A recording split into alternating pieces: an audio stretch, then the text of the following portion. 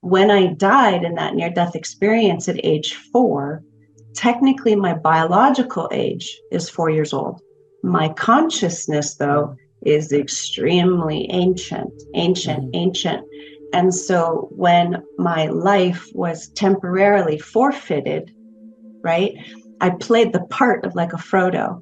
So they call me like a female Frodo. I was wearing that ring of power around my neck. And in that first near-death experience, it was like, Frodo booking to, the fires of Mount Doom to return that ring of power. Basically, human and sex trafficking is just the abuse of power.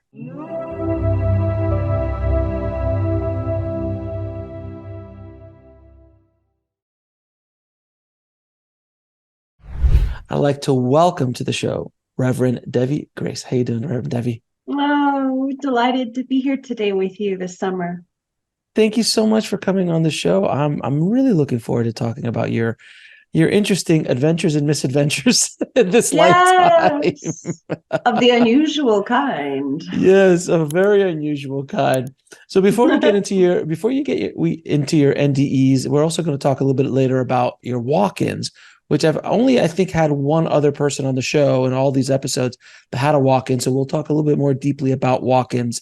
And you had 5 of them apparently. So Yes. you need to close the door. It's enough with the walk-ins. And you had 2 NDEs, so you need to stop dying too. I mean, after the first one, you should have moved on. Yeah. What was your life like prior to your first near-death experience? Well, I fit into the category that PMA Chatwater refers to as childhood near-death experiences. So you were talking about the wild stallion that you are.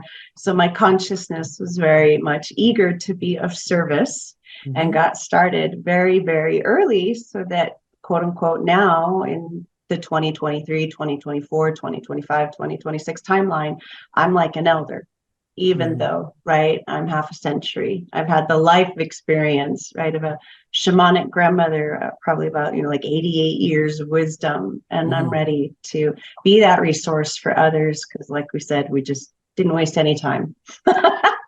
And jumped right in upon early arrival. So what was your near-death experience? Do you remember the first near-death experience since you were so young? Yes. However, I always love to contextualize the value of an experience with what you would call the fertility of the foundation. And it would be helpful to discuss the purpose of the near-death experiences from the perspective of the pre-birth planning. Please. So I've researched that you've had other presenters. So if you haven't heard of that term, just look up Next Level Soul pre-birth planning. And so then we'll have multiple speakers, right? Multiple authors that will be able to answer any of your questions with this episode. And so my function is to be a dispensation of grace for the ancestral healing of the entire species. So this is really not my near-death experience. It's really something that the ancestors were still, grappling with and coming to terms with even before, quote unquote, I arrived. So that means that I was literally recruited by the ancient ones, which, like all the ascended masters, right? The ancient ones. Hey, we got a bloodline on the planet that really needs a lot of help to come back to love, to come back to wholeness, to come back to unity. And oh, by the way, if you help this bloodline, then you're actually helping the whole human ancestral family tree of life. So that it's not just helping this one family system, as we say in family systemic constellations that Bert Hellinger started. You have a breakthrough in one family system, and then, as Rupert Sheldrake said, through morphogenetic fields, right, you can then be assisting all the fractal healing in all these other family systems around the planet that technically, right, don't even know each other. So it's the purity of the intent. And so if you go back to PMA Chatwater's research on childhood near-death experiences, like, I didn't need to have that experience. It wasn't like a lesson. So do you see the context? So in Buddhism, they have the archetype of a bodhisattva. And bodhisattvas, we don't have karma, right? We come to be of service. So it's kind of like that bodhisattva consciousness scanned the planet and said, okay, so where does humanity need the most help? And they zoned in on this family system. And then they asked, do we have anybody willing to go and assist with those issues, unresolved issues?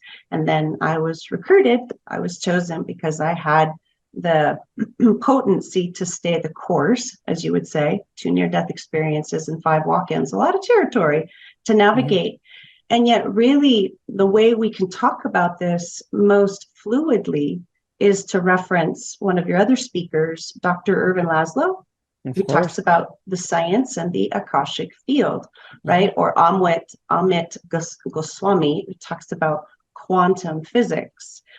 The only way that we can actually talk about my experiences means that we glean from the wisdom of your other speakers that I am just a manifestation of this brilliant awareness of the quantum unified field that was scanning all what we would call those timelines to see what could bring in the medicine of love, to bring love where love has never been before.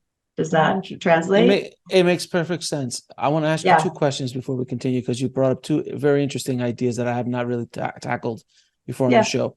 Bloodlines and the Buddhist Bodhisattva. I can't, forgive me.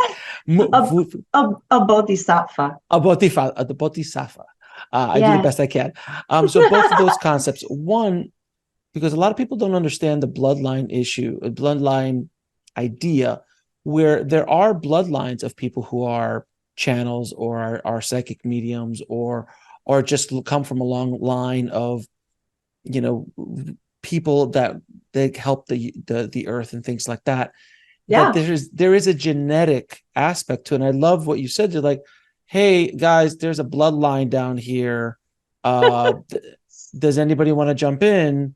Because this bloodline needs, so there is this, like, I hate to say, like, it's almost kind of like that whoever's born to that bloodline is going to be given these gifts because of the genetic makeup of the bloodline here on Earth in this dimension. Does that make sense as an explanation? Yes. And right, the avatar behind you, the yogi, right? Yes, Yogananda. This is also yogic lineages. So it works both ways, right? So I incarnated into a family line that had many, many issues of separation and duality and polarity, which are best highlighted right now by this beautiful film on the planet called Sound of Freedom, which goes worldwide starting September 1st, about the neutralization of, child and human sex trafficking. And as this beautiful real life story exemplifies, it is many generations deep. It's one of the oldest industries on the planet, and it's the #1 grossing black market industry in the history of the human species. So we're looking at manifesting this new earth paradigm that's based on love's universal force and love's universal presence. And fair to say, human and sex trafficking is anti-love, right? Or the opposite, of that bodhisattva, love and compassion. So a bodhisattva is like a Guanyin, a bodhisattva is like a Buddha, a bodhisattva is like a Yeshua, like the avatars. They are the bodhisattvas, because they come to purify density. And so I came to purify that density where many, many, many millions of children have been harmed on this planet, and there was no champion, right? So in other interviews, it's like I'm a guardian for the children. Got it. And so when I died in that near-death experience at age 4, technically my biological age is 4 years old. My consciousness, though, is extremely ancient. And so when my life was temporarily forfeited, I played the part of like a Frodo. So they call me like a female Frodo. I was wearing that ring of power around my neck. And in that first near-death experience, it was like, Frodo booking to, the fires of Mount Doom to return that ring of power. Basically, human and sex trafficking is just the abuse of power. And what Right. keeps the human race in separation consciousness are misuses of Uses of power. Yeah, of course. So my assignment, right, for all of my near-death experiences and all of my walk-ins is just there is a divine plan for the rebalance of power on the planet. That rebalance of power is through two frequencies, which is the manifestation of divine love and the manifestation of divine grace. Mm-hmm. And a lot of people think that love is enough. Well, yeah, love is the most potent and powerful force in all of creation. What I got to experience through all of my deaths, right, and upgrades is embodied love is made possible through the laws of grace. Mm-hmm. So all the avatars will say, yes, love is real. However, how much do we embody, right, on a biological cellular level, that love frequency? So basically, I'm just a pioneer for biological ascension, if you've ever used that term in any of your podcasts. Ascension isn't actually going to ground on the planet until it happens through full soul embodiment. Mm-hmm. And therefore, you could say each time that I died, which were really difficult deaths, not fun, right? Human and sex trafficking is quite brutal, right? Very ruthless. So I showed up as the proof that miracles are real and that love does care about these children that are being murdered, worldwide. Used, abused, murdered, and nobody knew how to stand up to those well-organized crime. You see what I'm saying? So we looked at like, all right, what do we got to do to take care of the mafia on the whole planet?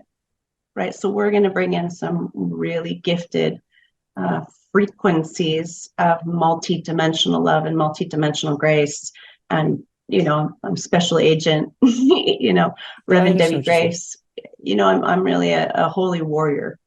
And I went, set my people free, kind of like a female Moses. You can't bring through that assistance, though, without going through the experience. Right. So okay. I died all the ways that all these other kids die and don't make it. The one caveat was that I was going to be surgically, brought back to life to prove that miracles are real and that the human race hasn't been abandoned by that level of divine intervention. So let's take it to the beginning then in regards to your near-death experiences. Now that we have the context, which was very important to lay out, can you talk a little bit about your first near-death experience? Yes. So basically, my air supply was cut off, right? Mm-hmm. I was inside of what you would call an ancient ritual. And that focus of that ritual is to claim the life of the child so that you can take all the life force. So before we go there, how did you get there?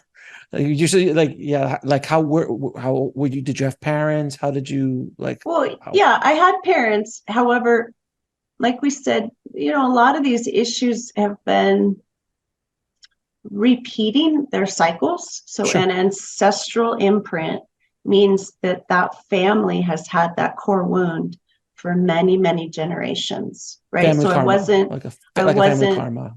Ancestral karma. Ancestral karma, thank you. So many kids in this family line had been subjected to those torments, so to speak.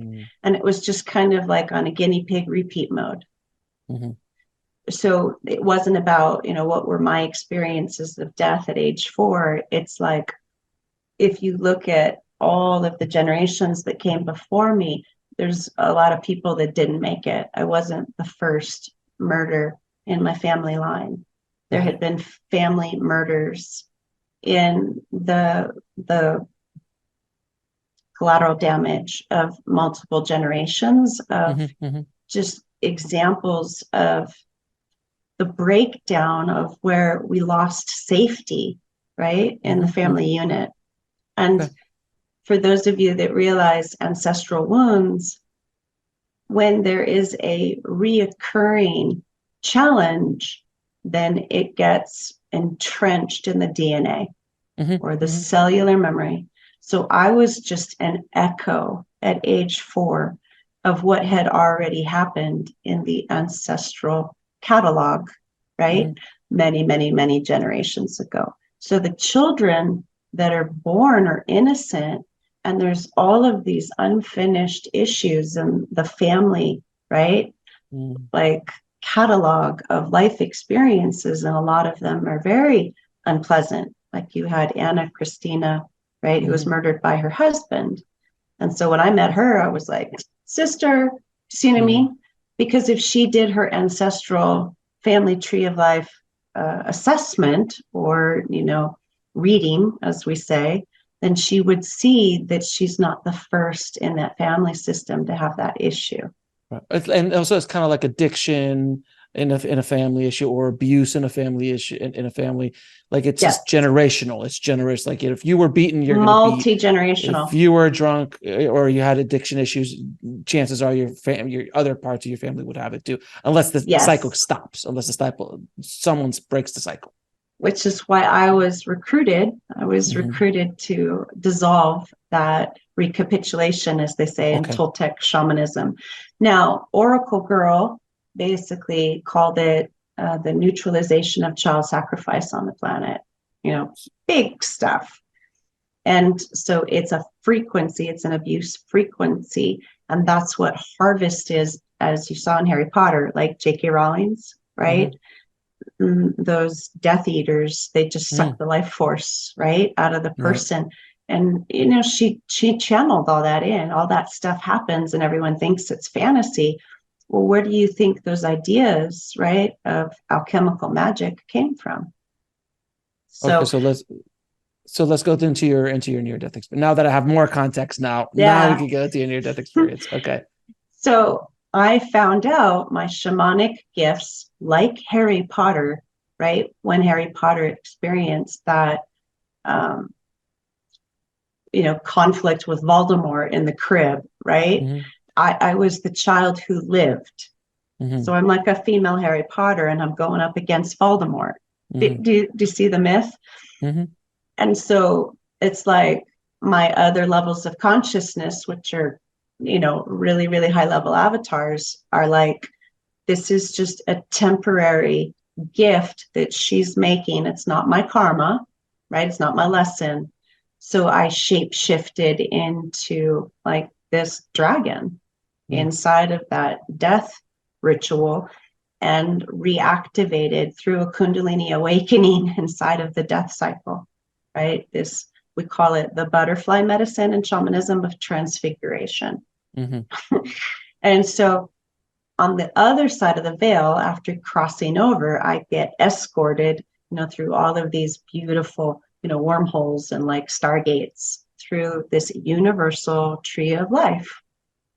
And I got shuttled right through stargates and taken into this huge ancestral council with all of these luminous, radiant beings of divine, benevolent intelligence.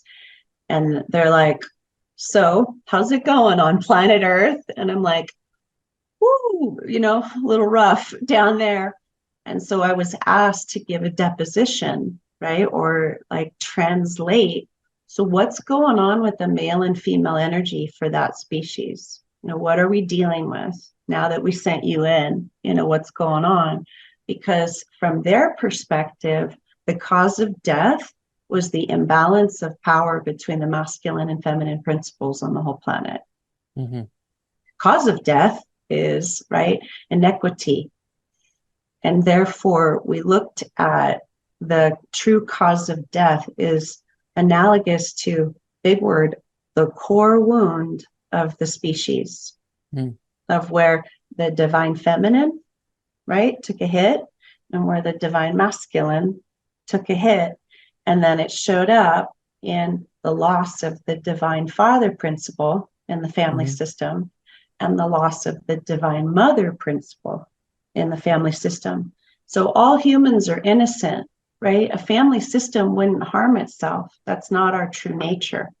So we have to look at, so where did this actually come from? So I'm there in council, right, with millions of ancestors, and they're all studying the problem, right?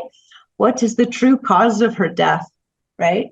Because I was sent in the pre-birth planning councils to find the solution. And therefore, I was granted all of the assistance even before I was born, or granted all of the assistance before I died to bring in the solution to the problem. Therefore, I could really use my power of clarity. Like, you sent me in to fix this thing, so let's roll up our sleeves and let's get going. And so we stayed in what you would call deliberations of council meeting after council meeting until we got to the core nugget of where the male and female energies got off balanced. And then, right, it was agreed, all right, well, we can't do this all at once. So here's the comedy. So we're going to schedule 5 walk-ins because it would be too much for a human body to bring this solution in all at one go. Mm-hmm. So we had the strategy of like, so we're going to do this in 5 upgrades. And eventually you're going to bring in this antidote to the poison. The poison is separation. The antidote is the divine marriage. Mm-hmm. However, it may sound funny. It's not like a romanticized notion of the divine marriage. This is the highest frequency of the divine feminine, which is a magnetic charge, and the highest frequency of the divine masculine, which is an electric charge, and the sacred marriage of the union of a quantum unified electromagnetic field that opens up, right, multidimensional plasma. And you're going to start downloading, right, a quantum unified field into your physical human body, which vibrates at the frequency of source code. And there's this like funny science fiction film. So if you haven't seen, source code, go watch that movie and you'll know what we're talking about. And then because we're so conscientious about ensuring that this is going to work, we ran on the other side in my quote unquote end of life review, which is an ancestral council, millions of timelines, like researchers, like galactic researchers, right?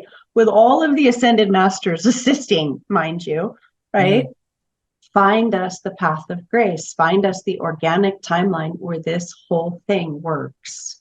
And we clear the abuse of power on the entire planet. And then we'll send her back in. So that would be years and years and years and years of the best, the highest talent you got. Like, in Dream Team, like the Avengers, the Dream Team, the best of the best. And so I kid you not, souls have incarnated on the planet after my near-death experience, right? Feel quantum timelines. Like, hey, I know you. You were in council meeting. I wasn't going to incarnate, but because of you, right? We knew we needed to bring in those other recruits. They weren't even born yet. So they find me on this planet, right? And they're like, hey, I incarnated because of you in that council meeting. And I just giggle and I go like, well, hey, you got this amazing gift. So you're here. So let's co-create. So it's really this cooperative investment in this epic, like, collaboration of consciousness that as I re-entered, I didn't just re-enter as a human female. I re-entered with all of these recruits of all of these unborn kids that weren't even conceived yet to come together and build a real Jedi council. So I am actually Jedi lineage. If you do your research, right, the Star Wars borrowed Jedi, Jedi, from Egyptian Jedi, D-J-E-D-H-I, and we are divine warriors. It's a divine warrior that stands up for the principle of love, right? It's not power over. It's like a Keto, right? Or the benevolent samurai. I cannot use my power, right, to enforce my will upon another. I can only use my Jedi abilities in order to literally humbly be of service to that which honors and upholds the Jedi code, which is the highest and best good for all life and living. So that's a lot to decompress. It's definitely a lot to decompress without question. So you come back after that near-death experience. You went through the Council of Elders, this giant Council of Elders, if you will. Life. Yes. You came back into life. You came back to life. From that moment you came back to your second near-death experience, how old were you in your second one? 10. Okay. And then how was life, generally speaking, as a 5, 6, 7, 8-year-old? How much do with you know? with magical gifts. Yes, I was an anomaly, right? Like I didn't fit in. It was like, she's different. Well, yeah, she's not from here. So there's one more translation that I can share that will assist this to land. Mm-hmm. And it's also been verified by Cornelius Christopher, who's out of New Zealand. His lineage is called Coherence Healing, or Wano. Mm-hmm. And so I already knew this. And so he goes into what you would call your consciousness lineage. And he was like, oh, isn't that brilliant? You had your future self walk in to your 4-year-old near death experience. And I was like, bingo, bingo, bingo. So when I came back, I had all of this knowledge from the future now. I have future memory, right? Which is a very advanced skill set. And so it made me, ancient, or, wise beyond my years. Therefore, I wasn't a 4-year-old, and I had future memory, and I had the database of the Council of Elders. So I'm walking around just kind of like, a star child. It's not from here. Sure. And it's on mission to bring through the redemption of matter. What we mean by the redemption of matter is the spirit of our consciousness fully taking up residence in our body. The manifestation of heaven on earth is the body fully trusting itself with its spirit. To trust your body with your spirit, which is Tantra Yoga, which means the vibration of our eternal spirit fully coming into embodied wholeness or embodied sovereignty in this vessel called the body temple. So I brought back, when I died and came back, all of these huge frequencies of light. And that's what started healing the damaged DNA. Okay. Now the metaphor, because see, working, right? Storytelling. Go see The Last Mimsy. Yeah. I'm that girl in The Last Mimsy. So I came back from the future, right, with the solution to heal, right, our broken DNA. And remember, they built the Rainbow Bridge, and, remember, she's the mother of civilization. Hi. So I'm that little girl. And then when I saw The Last Mimsy, I went, that's it. That's what I did. But do you see The Last Mimsy screenwriters brought in that screenplay after I had this near-death experience? So it was in the collective morphogenetic field for somebody that's that creative to see that story and tell it through the art form of, which you know so well, filmmaking. And I interviewed the screenwriter of The Last Mimsy as well. So I'm familiar with the struggles of getting that movie on this big screen. It took basically just took somebody with a lot of power in Hollywood to just say, I'm making this movie, and I don't care what anyone says. And they made it. So it was a really interesting story on how that movie got made. So your second near-death experience, tell me how that goes. So then the second near-death experience is kind of like, when you go back to headquarters, like the Navy SEALs or the Army Rangers, right? The elite, special forces. That was like intake of like, okay, so what's the status, right, of our initiative, because the violence hadn't stopped, right? So we're like doing this intake. Okay, 6 years later, where are we at? Like field assessment. And so basically they're like, well, okay, so you're receiving the energy of the Divine Mother pretty well, which is the Gayatri frequency. Well, that's great, but your body's not really letting in the Divine Father frequency. And so we gotta amplify, bringing more of that divine masculine vibration or recipe ingredient. And so in the second near-death experience, they took me through even more mysterious stargates, right? And then we transcended the level of what you would call the ancestral realms. And then we went up into pure creation fields. which are responsible, right, for oversight of our entire galaxy. And so we just, up leveled, like, okay, we're going to look at this situation now. Thank you, ancestors, moving on. And then we moved into this inquiry, because all pure hypotheses, right? Are you going to miraculously rebalance the power on a whole planet, kind of large initiative? So these creation councils stayed with that infinite curiosity of like, so what do we need now?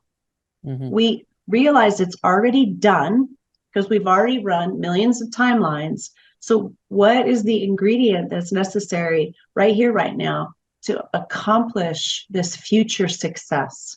So it's reverse engineering. And then it was like, okay, we got to bring through the frequency of the Divine Father. Great. All right. They scanned all the lineages on the planet. They said, so what is the highest frequency of the Divine Masculine is Excalibur. So we went straight into the Avalon lineages, Excalibur and the Holy Grail, and cosmic Christ consciousness, right? The Divine Masculine, like cosmic Christos. And so they're like, great, right? Like Star Trek on the holodeck, right? So we punched up the code. And they're like, great. So can install Excalibur in her body, which is a symbol, a universal symbol for cosmic Christ consciousness. Great. That's what's needed. Then I get sent back in, right? With that frequency, which in Sanskrit is called the divine union, hence Samavesha. And the Divine Mother frequency of the first near-death experience technically went through this alchemical ceremony with the Divine Father frequency, which is basically bringing in Excalibur and the Holy Grail into my dead body, just to keep the mission on track. Right. And so this may sound really bizarre. However, we have said in morphogenetic field physics, truth is stranger than fiction. These are archetypes, and these archetypes are very real if you can embody, right? If you can raise your vibratory frequency on that river to actually bring down an archetype that huge into a human body to keep things on track. So with the second near death, what actually happened in the next second near death experience? Was it? Oh, technically I committed suicide. It was like the issue of the human and sex trafficking like wasn't resolving itself. And so, the first near death at 10 years old? Yeah. Well, Wow. I'm like a genius, 10 years old. Remember, we're not 10 years old.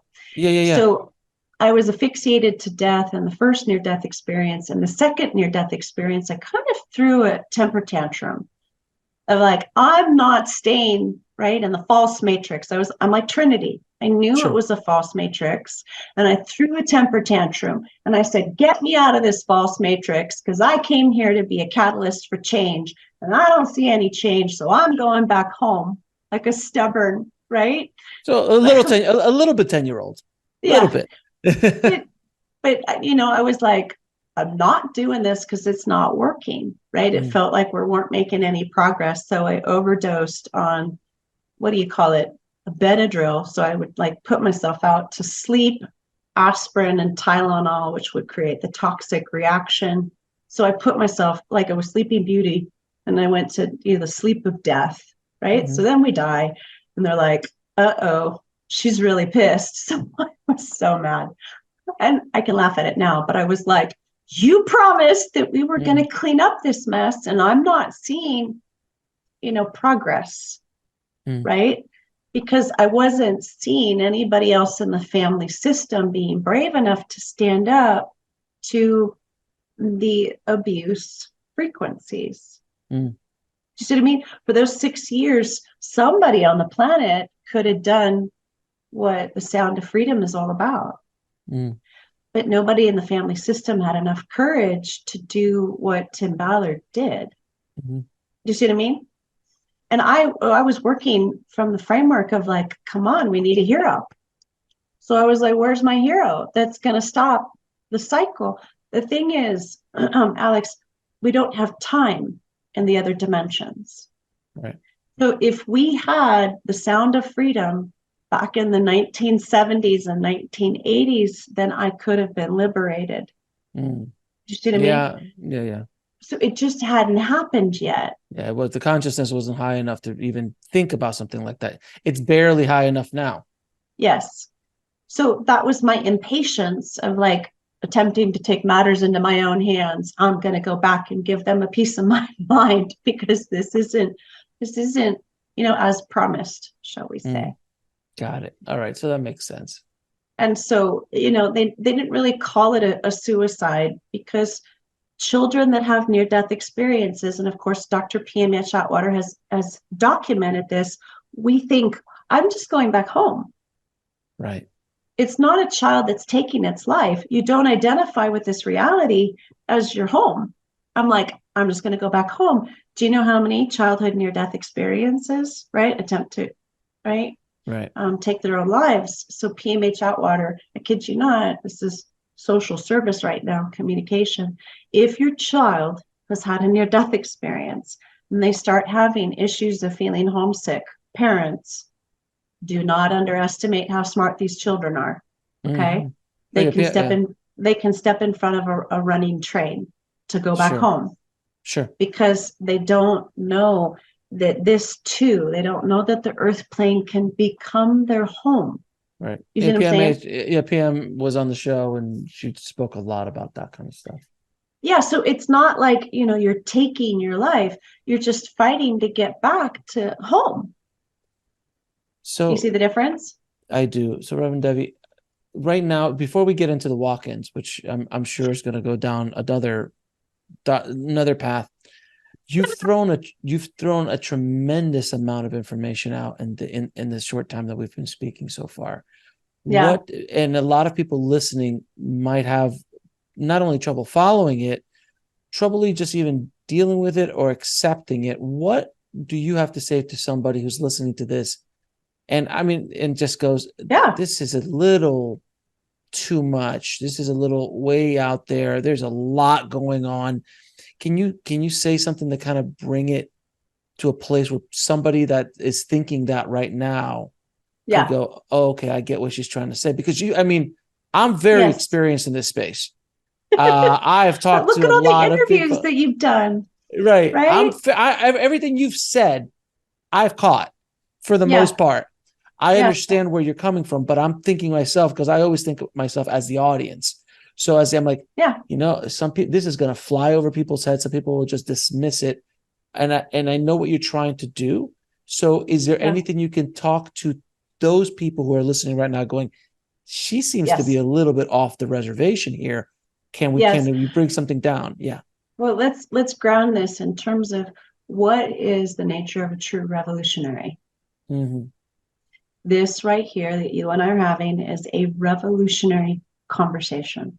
Mm-hmm. And I'm going to give you a huge compliment. Okay. We scoped interviewers on the planet and you were selected. You, Alex, were selected because of all the interviewers that you've had before this conversation. Mm-hmm. See? So in recognition of who you be, this is even why we're having this revolutionary discussion, because you have interviewed all these other specialists and all these other experts and all these other authors. So therefore, in all naked honesty, you have this library. You have this collection of speakers.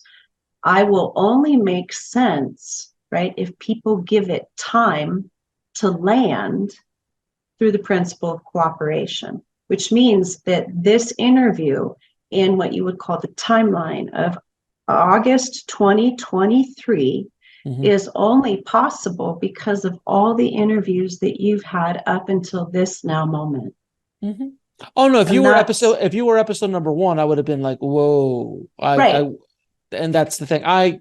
Because of the amount of information I've already studied on my own, and also the people I've talked to. I mean, we've at this point we're over episode 300. So we've done over 300 episodes of talking to these kind of people. So I grasped everything you said. Yes. But a lot of people are still, I see what you're saying. You have to look at it as a library. Now the principle is patience. Do people have the patience to then now cross-reference your library if they're truly curious, right, to enter into brave new frontiers. Mm-hmm. So, how am I any different than the radical, proposition that any massive demarcation of human advancement that we've ever had in the history of the species has been initially met with resistance? Everyone. Therefore, skepticism is healthy, right? Resistance is normal.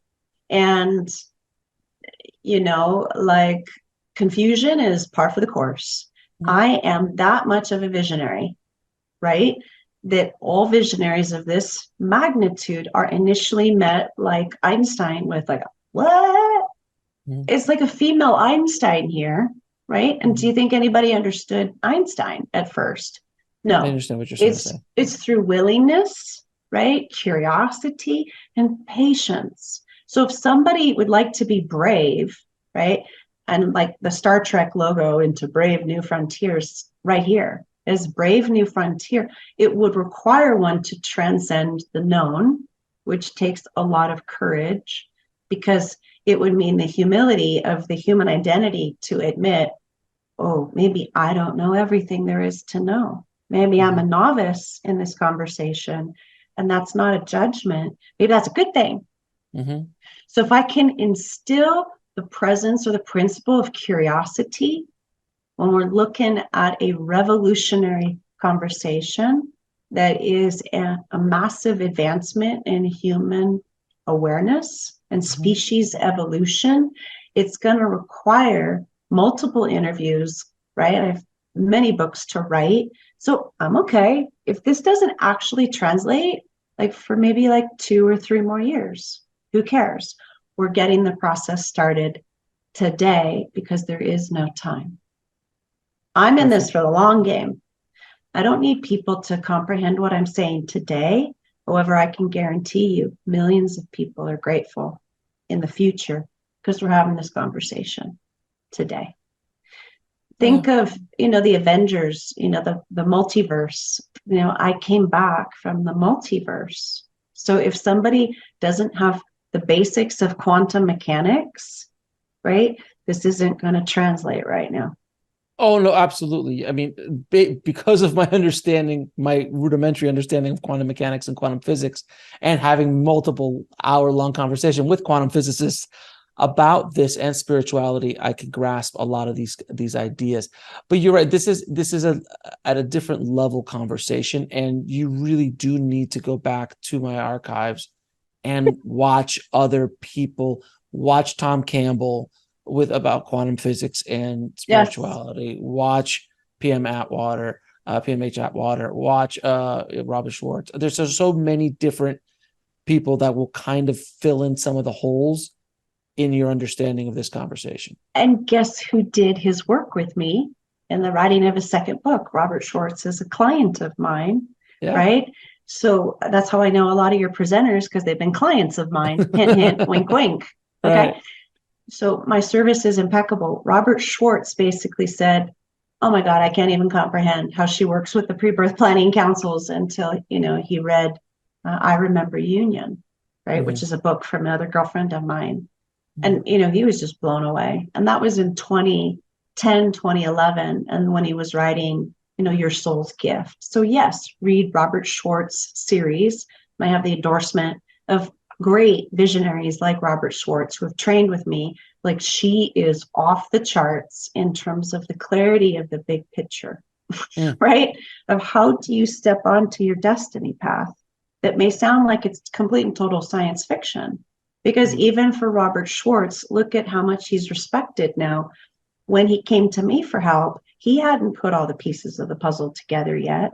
So I am like that ancient wise one, right? I'm the archetype of the oracle. And I sat there for Robert Schwartz and many like him, right? Many gifted authors, and helped them put the pieces of the big puzzle together in terms of how our deepest wounds actually become our greatest successes. If you stay on the path of the hero's journey, as Joseph Campbell would say, right? Or Maureen Murdoch, the heroine's journey. right? I've So had her on the both of them. I had yeah, experts on both of them on this show. yeah. So, I'm like Rey Skywalker. I'm the archetype of the Prime Jedi. So you literally are not interviewing a fantasy. I'm Sure. Rey Skywalker. I'm the Yeah. Prime Jedi. And I Sure. am a part of the Twin Dyad. So Hmm. legends transmit universal truths, right? Because in shamanic ancestral wisdom, the storytellers are the ones that paint the picture of what's possible. And therefore, people require healthy imagination to hear a message that is so at the level of legendary. Mm. I am here to fulfill on a legacy and do not act as an individual. And all the great teachers and all the great avatars and all the great lineages that have come before us stand with me. They are my cohorts in this endeavor. And it's nothing less than freedom for the Mm. human race. Because you've got to transcend the fear patterns and replace it with embodied love. All So, that I've ever done, right, is to yeah. meet those experiences of fear and rewrite, recode with manifestation of higher vibration of love. So let's get into the murky waters of the walk-in. This is a very interesting concept. Can you explain to people who don't understand what a walk-in soul is or walk-ins are? Can you explain just shortly what it is? There's an organization on the planet that was started by Ruth Montgomery, Mm-hmm. and it was called Walk-ins for Evolution. Mm-hmm. Again, the we call it in the divine child is the suspension of disbelief. Mm-hmm. Are you willing to take an exploration of what's possible through the principle of suspension of disbelief, Mm-hmm. right? So that puts the ego mind to sleep. And can you stay in infinite curiosity? That's what's required. Grace pass. And Star Trek basically said it's our job and our responsibility to navigate brave new frontiers. Walk-in is just an archetype of what Dr. Yvonne Kaysen, right, from Spiritual Awakenings International, you've already interviewed her, she's, right, another friend of mine out of Canada. These are just spiritually transformative experiences. Who Right. cares if you call it an NDE or a walk-in? She on the planet coined the human race is going through spiritually transformative experiences. That's a really big category. That Mm-hmm. can include out-of-body experiences. That can include, remember the film Interstellar, Sure. right? Future self, right? Coming to help, right? The issue with the daughter in this timeline, go watch Interstellar, right? This Mm-hmm. conversation will make way more sense. Do you see why you were also chosen as a filmmaker? Mm-hmm. Not only will people benefit from going to your archives, people will benefit from actually revisiting these films Mm-hmm. and get into the mind of what it takes to be a visionary filmmaker, because they have already demonstrated all of this. Close Encounters of the Third Kind, Last Mimsy, Star Wars, Harry Potter. You catch my drift? These are epic legends. Well, guess what? The legends are real inside of our hearts, right? Avalon, Camelot, Holy Grail. Like we're bringing the mythic truth, the mythic reality into this physical space-time continuum. That right there is the journey of the hero. That right there is the journey of the shero. So I'm bringing legendary wisdom into this reality. A walk-in is nothing more than a spiritually transformative experience.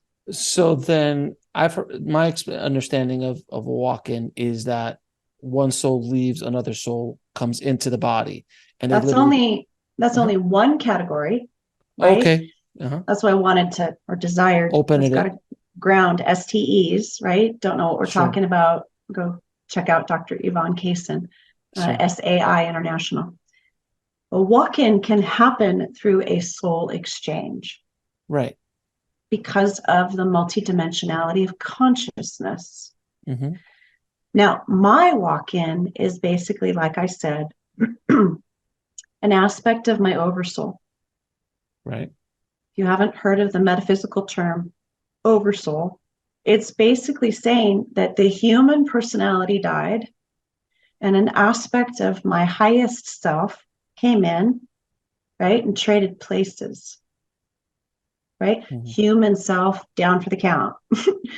Highest self, oversoul, recruited, brought into, right, this pivotal juncture in the mission's timeline. Mm. So and And then therefore, so you did could you get say, go do ahead? you see it? It's my future self that hopped in through the near-death experience. My walk-in is my future self, right? Time traveling through the Now, wormholes. wait. So wait a minute. So stop for a second. Stop for a second, because people, you start losing people, and this is what I kind of I try to bring it down to a place where people understand. Is what you're talking about is the concept that there is no time, and that the past, quote unquote, past and future are all happening at the exact same time. So all of our lifetimes, even lifetimes that we would consider in the past, are happening at this moment. This is a very ancient idea from the Vedic traditions, yogic Yes, traditions, and many other traditions around the world. So yes, what you're saying is that Matthew McConaughey from Interstellar, from a future version, comes back, quote unquote, back in our timeline here to back to help. the future. It comes back to the future essentially to help the situation that is going on at this moment.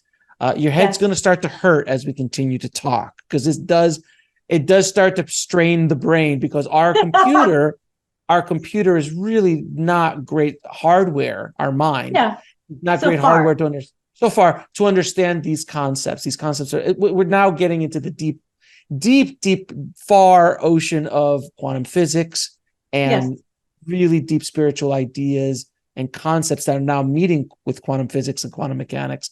So that's where you're talking about. So your walk-ins were future versions of yourself coming in to kind of upgrade you. It's kind of yes, like if I would go back, if I go back and I was a 16-year-old with the brain that I have now, the damage I yes. could cause. Are you kidding?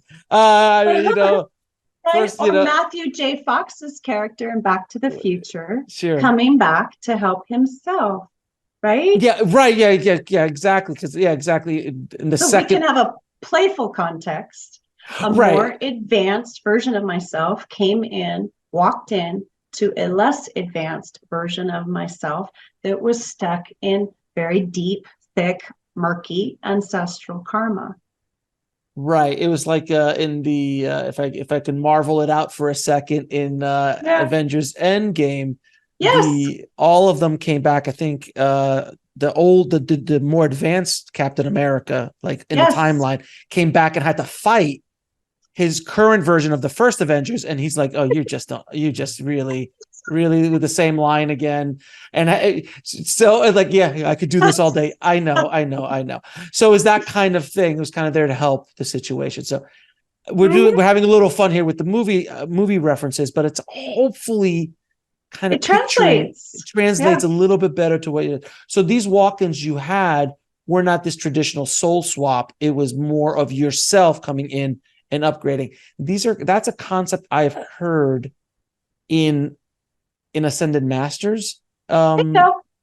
And myths. who had his first walk in? I have no idea.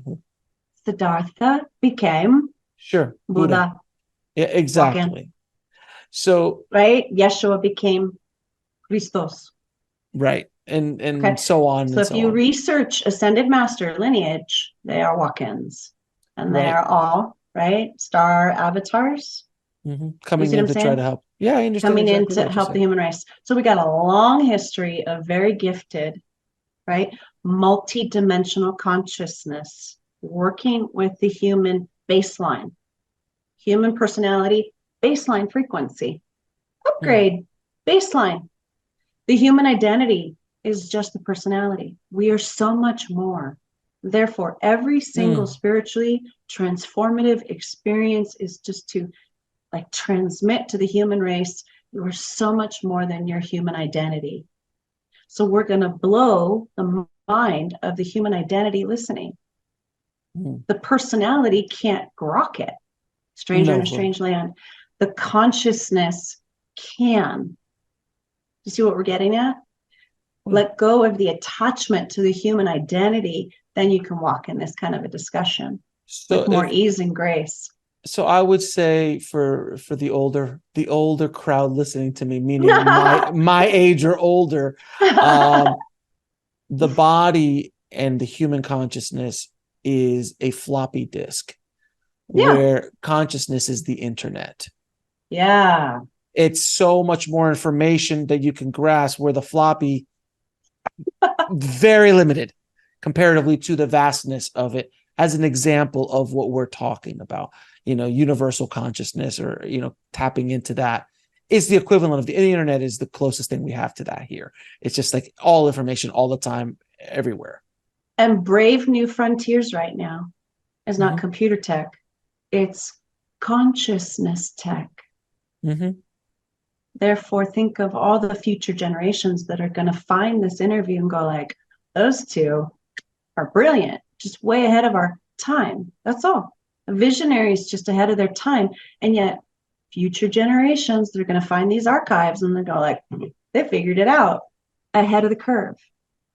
Well, I mean, Yeshua was that way exactly. I mean, when Yeshua showed up, I mean, what did they? The poor guy had a rough time. But so did Siddhartha. Nobody understood.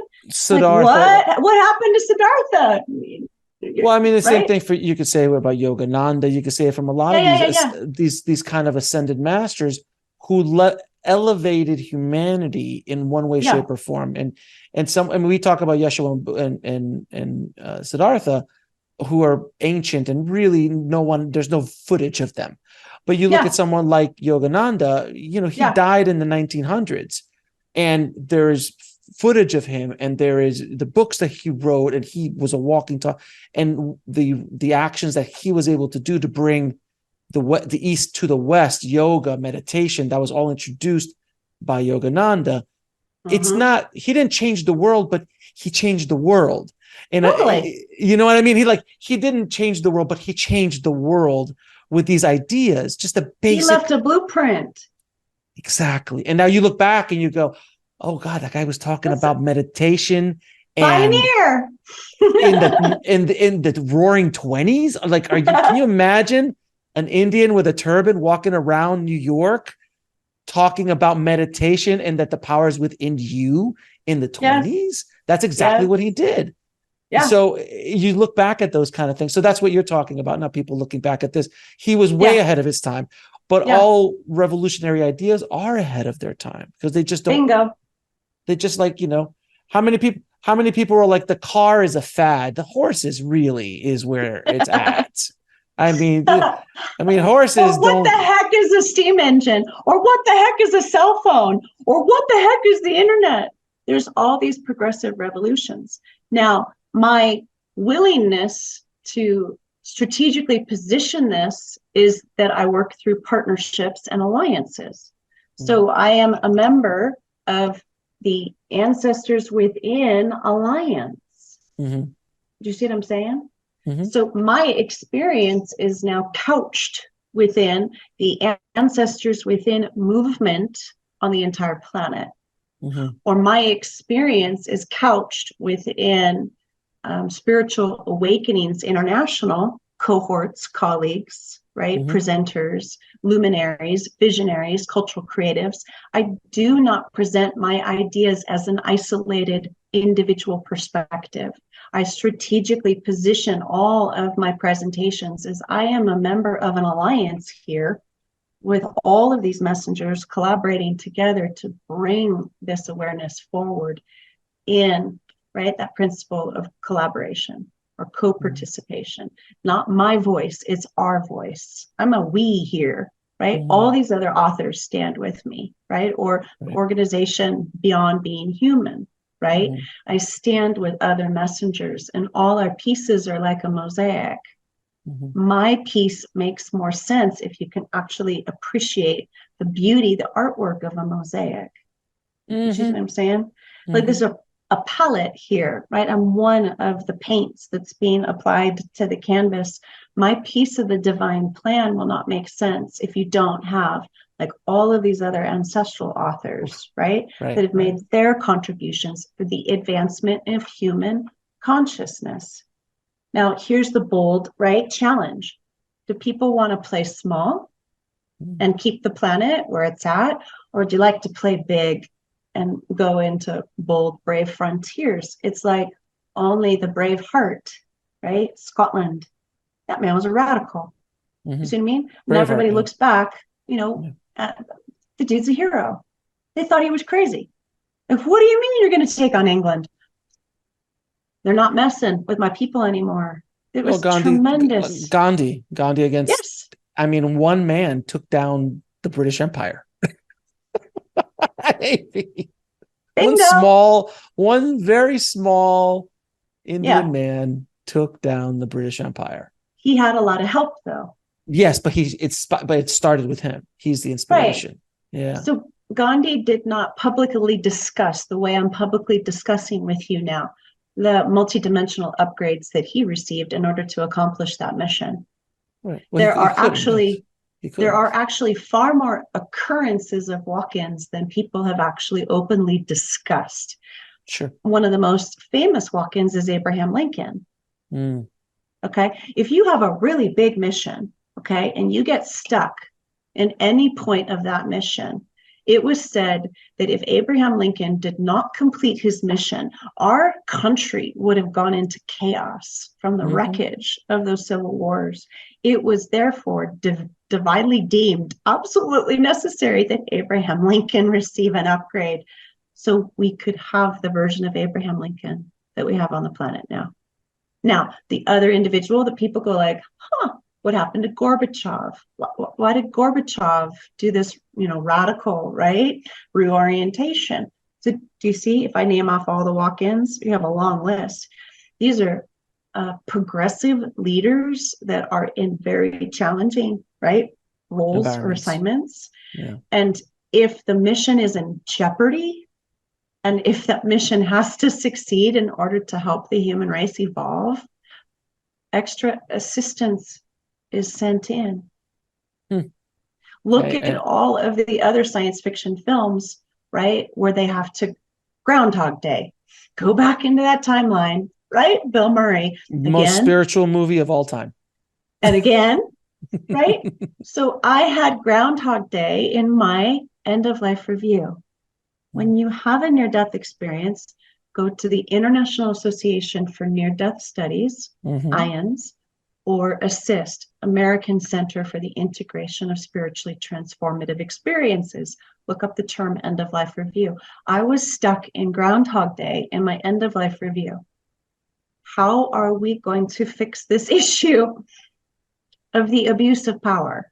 So you've got to realize that, this Groundhog Day can be a valuable asset if you think of it in terms of, I am researching timelines and I have the grace, right, of infinite learning curve. On the other side, we ran every single timeline like Groundhog Day. Does it work this way? No. Does it work this way? No. Does it work this way? No. Only until we found the timeline in my end of life review, right? Which is the dispensation of grace that we were looking for. That dispensation of grace then identified she's gonna need 5 upgrades. You can call it a walk-in. That's jargon. It's gobbledygook. It's an advancement. It's a quantum leap in consciousness. Yeah. And if somebody is humble enough, they're going to get excited about, we have quantum leaps of consciousness that are possible. And what you said is very true, that the advancement of humanity will not come from the external technology, though that will continue to grow, but only in service to the expansion of consciousness within the individual and within the species as a general statement, which in my opinion has been happening, but not fast enough. And there's things stopping it from continuing to grow. We are arguably in many ways treating ourselves differently than we did in the Dark Ages, let's say. So there has been advancements, and the days of Yeshua walking the earth, or the days of the Egyptians, or even farther back, which is one of my favorite things to talk about, is ancient civilizations Ancient civilizations. and things that go farther back than our timeline suggests, our narrative that we talk about today suggests. So we have been upgrading, and then if you go into the Yuga cycles, we are actually coming out of the Dark Ages. The Dark Ages was the literal bottom of that Yuga, and now we're going back out. So of the Kali Yuga. Yeah, the Kali Yuga, exactly. So we are now evolving, but we need some help. And it's heck yeah. but I gotta say though, in the scope of human existence, what has happened in the last 200 to 300 years has been insane. The speed monumental. Insane. If you just want to talk about 200 or 300 years, but if you talk about the last 2,000 years, in the scope of humanity, in the scope of this planet, that's not even a blink. That's not even a blink. And what we've been able to do is pretty amazing. But now we're getting to that breaking point where we need to either tipping point. We're at a tipping point that we need to wake everybody up, and that's the term, waking everybody up to the power within themselves and the deep going. It's what Jesus was saying 2,000 years ago. Everhard has said. every single ascended master avatar who's come to the planet has always said the power is within you. And if you continue, that's why meditation is so important. That's why going inward for the answers is so important. And I think that is the next great evolutionary jump of our species. And when we transcend that, that's when really interesting things are going to happen for the species, for the planet, and so on. So I do appreciate the divinity within, right? Yes, and to get away from the name of the game is the divinity within. Right, and to get away from this dogmatic, religious backgrounds and things like that, which for some people is still something that they need, and that's fine. And if that brings you closer to God or to source, that's fine. But eventually, like I literally just went 2.5 weeks ago, I was in the Vatican, and I was in St. Peter's Basilica, and I'm walking around, and I got to go down into the catacombs where the priests, where the popes are all buried, and then I turn a corner and I go, oh look, there's St. Peter. Yeah, like the Apostle Peter is there, like his body is there, and I'm like, interesting. Like I just was really blown away by that idea. But then you're walking around the Vatican City, you walk around the Vatican, and you see, and the first thought that popped in my head, I was like, wow, this has such little to do with Jesus. It has nothing to do with his teachings. It's all about the power of the organization and its own abuse of power. Let's not talk about the abuse of power of the church over the last 2,000 years. That's a human interpretation. Correct. Right. And I have met one of the direct descendants of St. Peter. So I've assisted also or supported St. Peter's bloodline, right? His descendant, right? So the name of the game here is miracles are real. Yes. And the greatest advancement now is the technology of our consciousness. And thank heavens we have the saving grace that we actually are multidimensional. So the bottom line, what's the takeaway? You can transform your core wound with the assistance of your multidimensional love, because that core wound is not individual. It is connected to ancestral issues. And oh, by the way, it is connected to archetypal issues. So it behooves the human race to think outside of the box. And for those that have the brave heart, your consciousness will get the idea very clearly from this interview today that you can petition for miracles. It's leadership legacy, right? Through the manifestation of embodied divine miracles. The miracle is not a fantasy. It's our capacity to receive that gift of love. and that the technology of miracles is genuinely real. And my whole story is just to prove that very point. The walk away from this whole conversation is technology of miracles is real. Got it. So can you be open to asking? Ask and it is given. If the human race doesn't know that you can ask for that grace, the laws of grace trump, supersede the laws of any concept of karma. The law of grace is stronger than any other manifestation of what you would call the thought form of a karmic blueprint. That is a radical game changer. Take that to the bank. That will free millions of souls on this planet, not to mention, right, hundreds of thousands of family, right, systems.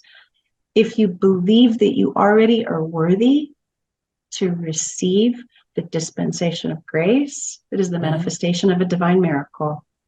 Ask for it. Be the hero of your own life and know that the idea, right, to even inquire what miracles are possible for me in my lifetime is coming from, like you say, power of the divine within.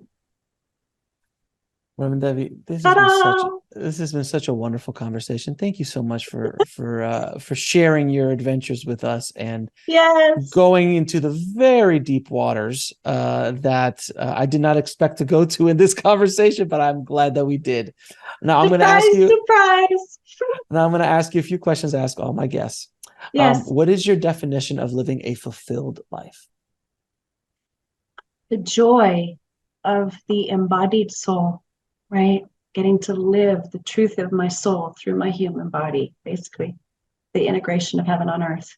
That's where I get my greatest joy, the greatest pleasure. I'm on my soul's embodied divine path and plan.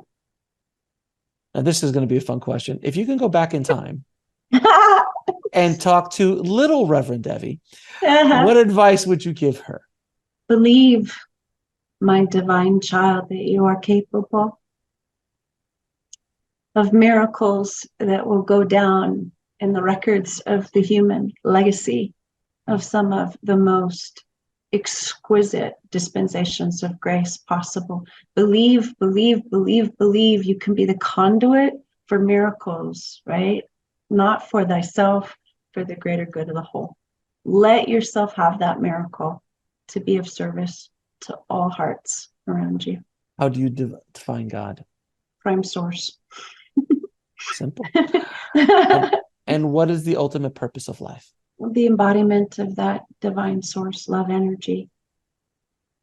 Here. The embodiment of heaven on earth. The love is within, the light is within, and the divine union is within. And where can people find out more about you and the work that you're doing in the world? For individuals, I am structured as the divineunionacademy.com. For couples, for organizations, for businesses, we're over at divineunionfoundation.org. And then, like I said, I partner with all these different lineages, and you can find us at ancestorswithin.com, spiritualawakeningsinternational.com, and beyondbeinghuman.com. And do you have any parting messages for the audience? Never underestimate that a single choice point can entirely alter a complete and total timeline in the blink of an eye. Never underestimate the power of your love to completely transform the trajectory of an entire timeline. Basically, love and grace wins, and it wins through us choosing to be, right, that pivot. Reverend Devi, thank you again so much for coming on the show. I appreciate you and the work that you are doing in the world. So I appreciate you, my dear. Thank you so much. And thank you, Alex, for everything that you're stewarding, and to be continued. Thanks for watching. Click on one of the videos below to continue your journey, and don't forget to subscribe. Subscribe. Subscribe. Subscribe. Subscribe. Subscribe. Subscribe. Subscribe.